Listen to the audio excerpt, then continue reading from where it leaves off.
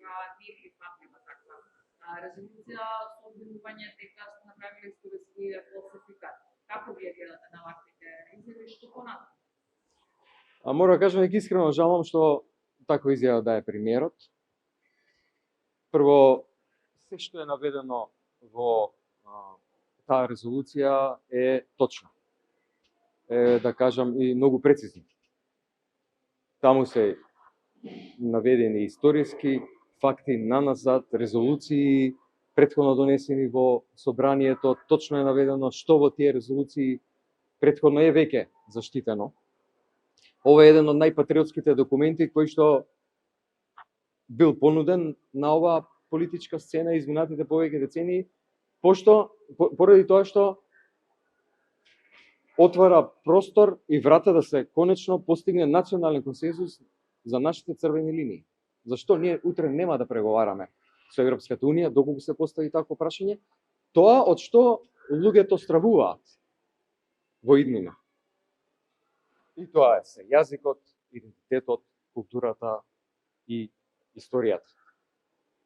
Искрено сметам дека ќе се надминат во следниот период за време на кампањата себе си сите политички партии, вклучувајќи ги ВМРО-ДПМН, дека ако ништо друго, ќе најдат сила и ќе седнат на маса да дискутираме за овој документ, поради тоа што времето сериозно не гази, регионот оди напред, а ние тука не гледаме никако напред. Премиерот најави и нова, што рече промакедонска резолуција. Вие разгледале како што рековте така? Апсолутно, и ова е дел од нашата конструктивност. Не знам што може по-македонско да биде од ова, но ајде да видиме. Имате ли некаков фидбек од останатите партии од кога ја промовиравте кратична резолуција, да добивте некаков позитивен знак дека некој ве прифатил? Не, во текот на вчерашниот ден ја испративме, така да јас верувам дека немале време да ја погледнат. Може би треба и еден ден да стигне до таму, така да очекувам во следниот период. Прашав и на самата промоција на резолуцијата, зошто е подобро решение заедничкото писмо за случај на евентуално вето од Бугарија, а не напуштање на преговорите? Што е разликата? Според зошто е ова подобро решение? Прво, ова е решение кое што поинаку од сите други поради неколку работи.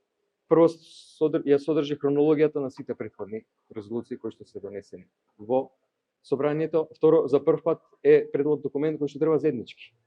Ако треба да се доработи, модифицира и да се поднесе.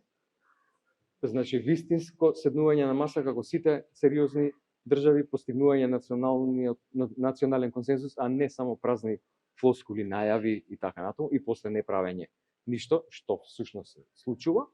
И третата работа што има јасна временска рамка. Јасни се нашите предлози кога треба да започне процесот на уставни измени, кога да заврши, согласно тоа да се отварат поглавијата во рамките на преговорите.